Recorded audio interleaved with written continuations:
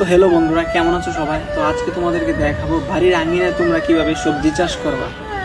তোমার বাড়ির আঙিনায় ছোটোখাটো যেসব জায়গা রয়েছে সেখানে বসত বাড়িতে কীভাবে সবজি চাষ করবা। তো আমিও আমার বাড়ির আঙিনায় সবজি চাষ করেছি, তো তোমাদেরকে আজকে দেখাবো কীভাবে। এই যে আমি আমার বাড়ির আঙিনায় এখানে লাউ লাগিয়েছি, এই যে লাউ চাষ করছি। তো গাছ এখন পর্যন্ত সুস্থ আছে এবং গাছে আপনার এই যে মুকুল আসছে, ফুল আসছে, পুরুষ ফুল আসছে এবং স্ত্রী ফুল আসছে।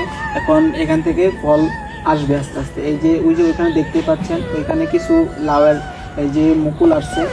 আর এখানে এখন পর্যন্ত গাছটা আমি যে পরিমাণ পর্যবেক্ষণ করছি, এখন পর্যন্ত কোনো পোকামাকড় আক্রমণ করে নাই, এখানে গাছ সুস্থ আছে।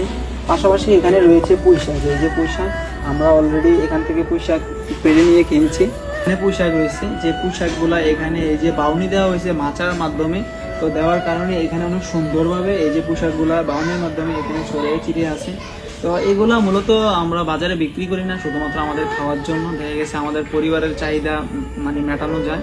তো আপনারাও চাইলে আপনাদের বাড়ির আঙিনায় এভাবে চাষ করতে পারেন, চাষ করে নিজে স্বাবলম্বী হতে পারেন অর্থনৈতিকভাবে, এবং কি আপনি বাড়িতেও খেতে পারেন। ঠিক আছে? তো এই যে আপনারা দেখতে পাচ্ছেন, আবার এটা সাথে রয়েছে এই যে লাউ গাছ।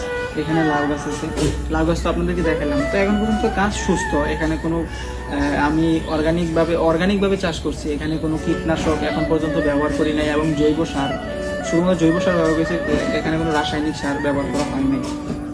তো এখানে আমাদের একটা ফুল গাছও আছে, শিউলি ফুল গাছ, এখানে ফুল ফুটে, তো অনেক সুন্দর লাগে দেখতে। তো আপনারা সবাই ভালো থাকেন, এবং আপনারা চাইলে আপনাদের বাড়ির পাশে এভাবে আপনারা সবজি চাষ করে নিজেদের পারিবারিক চাহিদা মেটাতে পারেন। তো সবাইকে ধন্যবাদ, সবাই ভালো থাকেন।